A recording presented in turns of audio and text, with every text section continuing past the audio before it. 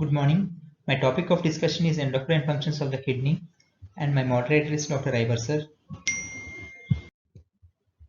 Kidneys produce three important hormones, mainly erythropoietin, calcitriol, and renin, and they also synthesize prostaglandins, which affect many processes in the kidneys.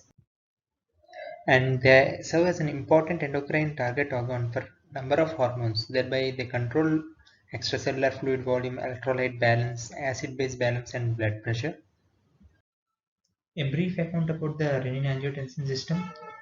Major components includes the juxtaglomerular apparatus, which are a collection of specialized cells located near to the glomerulus.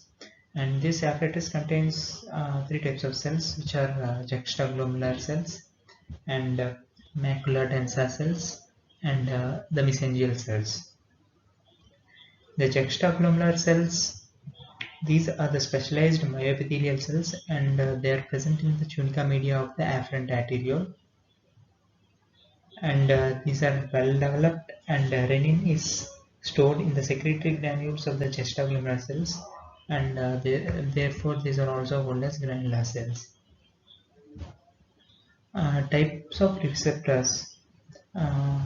Baroreceptors.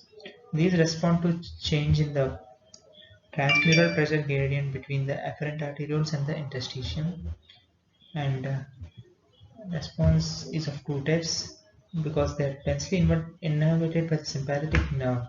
They release their renin content in response to the sympathetic discharge, and vascular volume receptors are present. They monitor renal perfusion pressure and are stimulated by hypovolemia or decreased renal perfusion pressure. Macula densa cells. These are specialized renal tubular epithelial cells of a short segment of thick ascending limb of loop of Henle, which passes between the afferent and efferent arterioles. These are chemoreceptors and are stimulated by decreased sodium chloride concentration. And mesangial cells. These are interstitial cells of juxtaglomerular apparatus, and they relay the signals from macula densa to the granular cells after modulating the signals. And regulation of GFR is maintained by either autoregulation or hormonal regulation or the nervous regulation. Autoregulation is by either myogenic mechanism, where arterial pressure is responding to the change in pressures, and tubular-glomerular feedback mechanism, which responds to the changes in the sodium chloride concentration of the tubular fluid, and hormonal regulation, which is by either vasoconstrictors like norepinephrine, angiotensin 2, endothelium, either by vasodilators, prostaglandins, nitric oxide, ANP, bradykinin, and nervous regulation, and afferent and efferent are supplied by the sympathetic system, and mild to moderate stimulation has a mild effect, but a strong stimulation causes a fall in renal blood flow due to constriction of both afferent and efferent arterioles. And it is a part of renin-angiotensin aldosterone system. In case of insufficient blood flow to the kidneys, cells of the renal juxtaglomerular apparatus begin the synthesis of the protein renin. Renin is an enzyme which catalyzes the conversion of plasmatic angiotensinogen to angiotensin 1, and angiotensin 1 is converted by angiotensin converting enzyme to angiotensin 2, which stimulates aldosterone synthesis and causes vasoconstriction. Angiotensin 2 increases blood pressure by a number of mechanisms.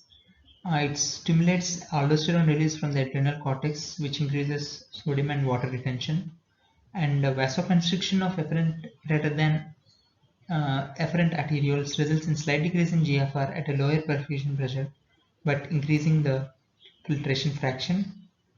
Reduced filtration coefficient through constriction of glomerular mesangial cells, and increased sympathetic nervous system activity and central and peripheral vasoconstriction. Increased thirst by hypothalamic stimulation. stimulates ADH release reducing renal water excretion, and stimulates release of angiotensinogen.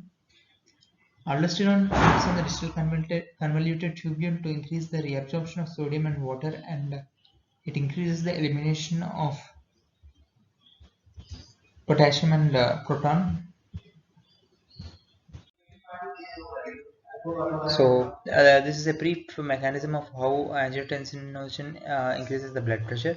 Angiotensinogen is acted upon by renin, which causes angiotensin 1, and through angiotensin converting enzyme or through non-ACE pathways like AMS, carboxypeptidase, cathepsin G, tonin. Angiotensin 2 causes vasoconstriction and increase sympathetic activity and aldosterone release. Kininogen, on the other hand, is processed by kallikrein, which causes bradykinin, which causes vasodilation, increases release of nitric oxide and prostacyclin, and by ACE it is converted into inactive fragment.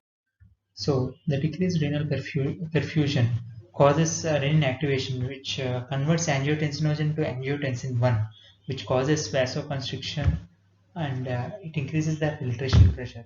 And this angiotensin 1 by the way of angiotensin 2 increases aldosterone, which in turn increase sodium resorption and increase water resorption and increase blood volume, and this both finally maintains the normal renal perfusion. The other hormone secreted by kidney is erythropoietin. Erythropoietin is a glycoprotein containing 165 amino acids, and its receptors are present on the membranes of the red blood cell precursors, and binding of the hormone reduces apoptosis of these cells, causing multiple cells to survive and can therefore complete their development into mature erythrocytes. Synthesis and inactivation. In adults, approximately 90% of erythropoietin is synthesized in the kidneys, in the interstitial cells, and the remaining amount in the liver and the perivenous hepatocytes. The liver plays a key role in the production of erythropoietin during the fetal period, but in adulthood, the liver is no longer able to compensate for a potential decrease in production of the kidneys. And uses may be in patients in end-stage renal failure. Anemia can be treated with this recombinant erythropoietin because they have erythropoietin deficiency, and these erythropoietins are sometimes abused as a doping substance, especially in athletics. The main stimulus for the production of erythropoietin is a decrease in partial pressure of oxygen in the blood flowing through the two organs. And the other hormone secreted by the kidney is calcitriol. Basically, the final step of activation of vitamin D happens in the kidney, where it converts into an active form of calcitriol. Hydroxylation of 25 hydroxycholecalciferol happens to form 125 dihydroxycholecalciferol. This calcitriol stimulates the small intestine for protein synthesis, allowing absorption of calcium and phosphates. This ensures the availability of calcium and phosphate for bone growth, and calcitriol simultaneously activates osteoblasts, which synthesizes collagen. This is a brief mechanism of vitamin D formation.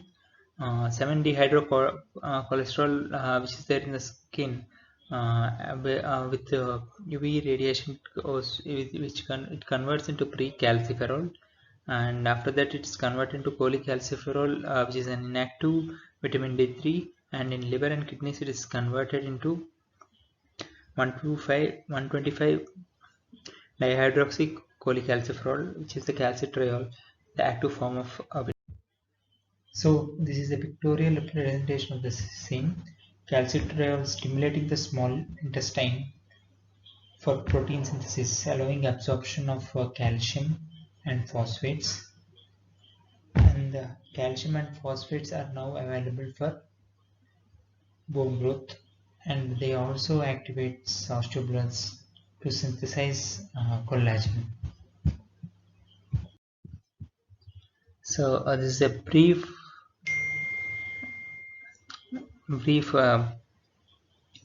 summary of the hormones secreted by kidney. Erythropoietin are secreted from extraglomerular mesangial cells.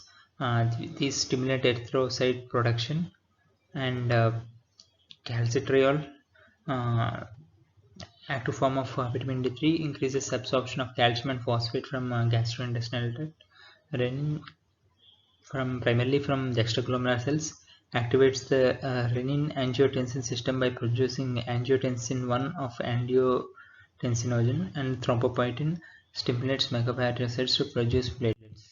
Thank you.